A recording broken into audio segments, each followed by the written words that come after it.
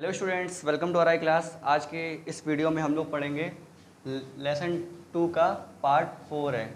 इस वीडियो में हम लोग पढ़ेंगे अनंत लंबाई के एक समान रूप से आवेशित तार के निकट वैद्युत क्षेत्र की तीव्रता का व्यंजक, यानी E बराबर हम लोगों को फार्मूला प्रूफ करना है lambda upon 2 pi r epsilon not. तो सबसे पहले देखते हैं अनंत लंबाई के एक समान रूप से आवेशित। तो हमने मान लिया अनंत लंबाई का एक तार है जो एक समान रूप से आवेशित है, मतलब जिस पर प्लस चार्ज है। अनंत लंबाई के एक समान रूप से आवेशित तार है। इस तार से r दूरी पर एक बिंदु P है। इस तार से r दूरी पर एक बिंदु P है जहां पर हमें वैद्युत क्षेत्र की तीव्रता E का मान निकालना है। अब इस पर वैद्युत क्षेत्र की तीव्रता निकालने के लिए हम लोग गॉस की प्रमेय का नियम लगाएंगे और गॉस की प्रमेय के लिए एक बंद पृष्ठ मानेंगे। तो माना बिंदु P के चारों ओर एक गॉसियन बेलन की परिकल्पना कर ली हम लोगों ने।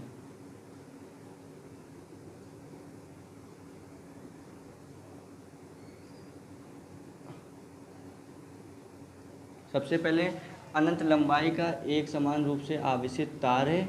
इस तार से r दूरी पर कोई बिंदु P है जहां पर वैद्युत क्षेत्र की तीव्रता निकालनी है। इसके लिए बिंदु P के चारों ओर हमने गॉसियन बेलन की कल्पना कर ली। ये एक बेलन है जिसको गॉसियन बेलन कह दिया, बंद पृष्ठ है। अब इस पॉइंट पर देखो, इस बेलन के छोटे छोटे अवयव दिए हैं, लघु अवयव। इस पर वैद्युत क्षेत्र की तीव्रता प्लस है तो इस तरफ होगी प्लस E, और इस लघु क्षेत्रफल अवयव का जो क्षेत्रफल होगा dA वो भी इसके लंबवत होगा। ठीक है, मान लो इस पॉइंट पर कोई बिंदु A है, उस पर जो वैद्युत क्षेत्र की तीव्रता होगी वो यही होगी E, और जो क्षेत्रफल वेक्टर dA होगा वो इसके लंबवत होगा dA। ऐसे यहाँ पर इसका क्षेत्रफल लंबवत क्षेत्रफल वेक्टर होगा dA और वैद्युत क्षेत्र की तीव्रता E होगी। मतलब इनके बीच 90 एंगल बनेगा जो कि cos 90 का मान 0 होता है। तो इनका कितना हो जाएगा, वैद्युत फ्लक्स 0 हो जाएगा। हम लोगों को मेन बिंदु P पर वैद्युत फ्लक्स निकालना है। माना बिंदु P के चारों ओर लिख लेंगे यहाँ पे, माना बिंदु P के चारों ओर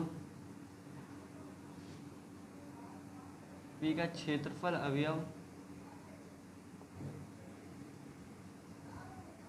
dA है। इस क्षेत्रफल अवयव से गुजरने वाला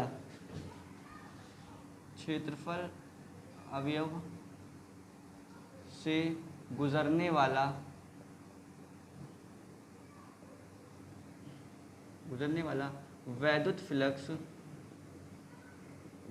फ्लक्स d फाई E हो तो इस क्षेत्रफल अवयव से गुजरने वाला वैद्युत फ्लक्स क्या हो, d फाई E हो तो d फाई E बराबर फार्मूला हो जाएगा d फाई E बराबर हो जाएगा formula E dot DA cos theta. अब ये वैद्युत क्षेत्र की तीव्रता और ये समांतर है तो एंगल 0 बन रहा है, तो ये हो जाएगा EDA कॉस 0। क्या हो जाएगा, EDA कॉस 0, और कॉस 0 का मान होता है 1, तो d फाई E बराबर आ जाएगा E डॉट DA। इसको इक्वेशन फर्स्ट मान लेंगे। अब बिंदु P के लघु अवयव का वैद्युत फ्लक्स निकाल लिया। अब हम बिंदु P के अब इसका कुल वैद्युत फ्लक्स निकालेंगे तो इसका d फाई E का समाकलन कर देंगे। इसको नोट करो, ठीक है बेटा। अब यहाँ तक इक्वेशन फर्स्ट समझ गए हम लोग। d फाई E बिंदु P पर निकाला। ये गॉसियन बेलन का वक्र पृष्ठ है, तो यहाँ लिखेंगे यदि गॉसियन बेलन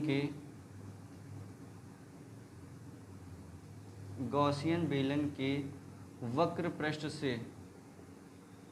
पृष्ठ से गुजरने वाला कुल वैद्युत फ्लक्स कितना हो, फाई E हो तो जो फाई E होगा, टोटल वैद्युत फ्लक्स होगा, वो d फाई E का समाकलन होगा। मतलब समाकलन d फाई E। अब d फाई E की वैल्यू क्या है, EDA, तो हम लोग रख देंगे समाकलन E डॉट DA। समाकलन इसका करा डी फाई ई का, और डी फाई की वैल्यू क्या है, ई डी है, हमने यहाँ पर रख दी। अब ई कांस्टेंट है तो फाई ई इक्वल टू ई अपना बाहर आ जाएगा, समाकलन डी ए। ये है डी ए क्षेत्रफल वेक्टर मतलब एरिया, और इसका बेलन के वक्र पृष्ठ का क्षेत्रफल क्या होता है, 2 पाई आर एल। ठीक है, तो फाई ई इक्वल टू हो गया E into 2 pi R L. इसको मान लेंगे इक्वेशन 2। समतल सिरों से हम लोग वैद्युत फ्लक्स नहीं निकालेंगे क्योंकि समतल सिरों पर वैद्युत फ्लक्स कैसा होगा, शून्य होगा। इक्वेशन 2 बना ली। अब हम लोग लिखेंगे गॉस की प्रमेय से, बाय गॉस थ्योरम। क्या होती है, phi E equal to q upon epsilon not. हम लोग जानते हैं इसका रेखीय आवेश घनत्व कितना है, इस तार का, लैम्डा कूलाम प्रति मीटर है। हम लोग जानते हैं लैम्डा इक्वल टू क्या होता है, क्यू अपॉन एल। तो क्यू बराबर क्या हो जाएगा, लैम्डा एल। क्या हो जाएगा, लैम्डा एल। तो यहाँ पर रखेंगे क्यू बराबर, तो फाई ई बराबर हो जाएगा lambda L upon epsilon not. Equation 3। Equation 2 और इक्वेशन 3 के कंपेयर कर लेंगे, मतलब समीकरण 2 व 3 की तुलना करने पर, तुलना करी, फिर ये बराबर है तो ये वाला टर्म और ये वाला टर्म बराबर होगा, यानी ए इंटू 2 पाई आर एल। ये समीकरण 2 से लिया, इक्वल करा lambda L upon epsilon not. Lambda से एल से एल कैंसिल कर दिया, ये हम लोगों का कैंसिल किया हमने, तो अपना बचेगा ए बराबर लैम्डा अपॉन, ये 2 पाई आर है, इसके अपॉन में आ जाएगा तो हो जाएगा 2 pi r epsilon not Newton प्रति कूलाम। ये हम लोगों का प्रूफ हो गया, यही हम लोगों को प्रूफ करना था। तो अनंत लंबाई के इसमें सबसे पहले लिख लेंगे, माना अनंत लंबाई का एक समान रूप से आवेशित तार है, इसके निकट r दूरी पर कोई बिंदु P है जहाँ पर वैद्युत क्षेत्र की तीव्रता निकालनी है। इसके लिए हम बिंदु P के चारों ओर एक गॉसियन बेलन की परिकल्पना कर लेंगे।